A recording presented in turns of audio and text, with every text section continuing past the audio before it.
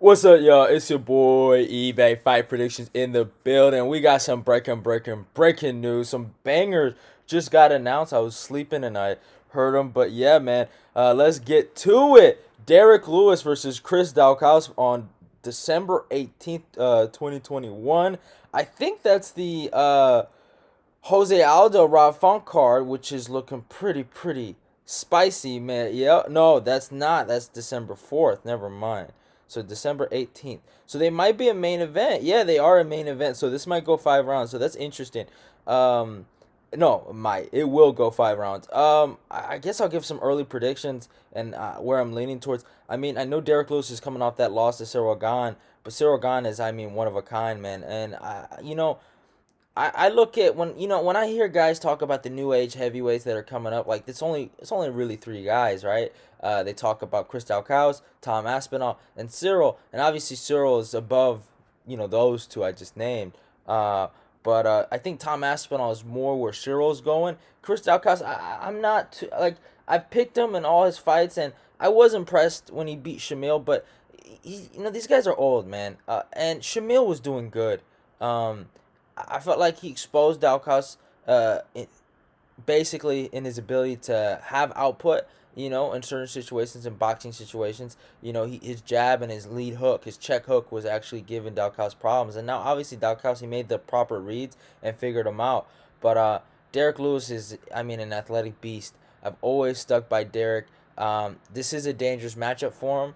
But, just looking at Derrick's face after losing to Cyril in his hometown, you can tell that man was motivated. You can tell that man he got something to prove. And by taking this fight, I think he wants to get the taste of that Cyril defeat out of his mouth, and I think he's gonna give Daukaus a proper lesson. And another thing, I don't know what happened with Daukaus and Shamil, but he did flip him off, and I was like, dude, this kid has got no class. So I'm kind of hoping Derrick goes out there and shuts his lights off. So yeah, I'm not a big fan of Daukaus no more. So I wasn't a big fan in general, but I didn't have a problem with him. And you don't have to disrespect the old man like that. So it is what it is. I'm taking Derrick probably by KO. And he's been knocked out before. He's tasted that defeat, and Derrick has too. But I don't think Derrick's ever been flatlined.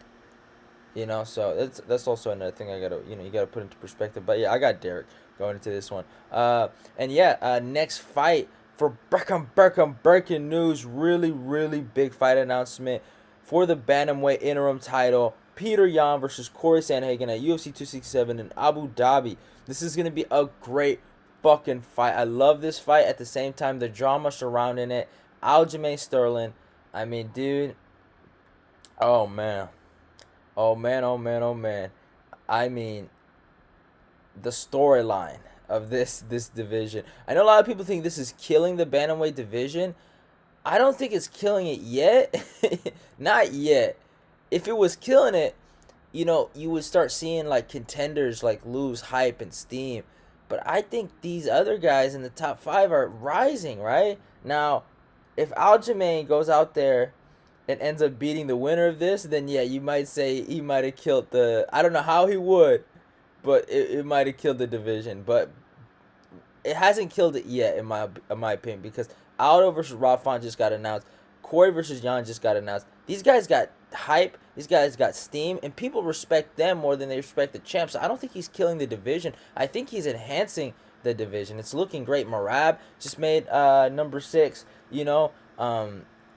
I think that the top 5 and the top 10 is just fucking loaded with killers, and this is just a great matchup. And honestly, this is a better matchup than the Jan Aljo fight because how the first fight went. Now, I was hoping when I was gonna do a breakdown on the fight that it was gonna be as good as I thought it was gonna be the first time, right before they had the fight. If you watched my breakdown, this was that fight, Aljamain versus Petr. I was so excited for because how stylistic, the stylistic matchup of it, the grappling and the decent striking from Aljamain, and how it would translate to Jan's good striking and his decent grappling, where it ended up being that Jan was better than him everywhere, in the striking, in the grappling, everywhere the fight went, he was better than him, and it was interesting.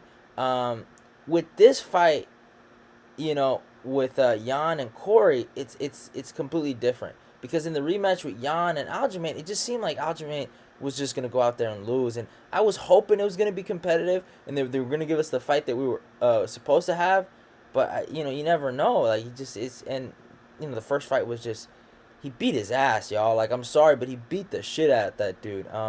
Yeah, it was competitive in the first round, and I think one judge might have gave the second round to Aljamain, and I gave the first round to Jan because of the knockdown.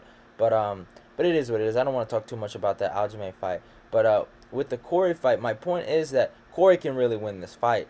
I mean, in the stand up, I honestly would give the edge to Cory. I like Jan, and Jan, he got good hands, but just the length and the reach and the footwork that Cory brings. If it was just pure stand up, I mean, Cory would have the edge.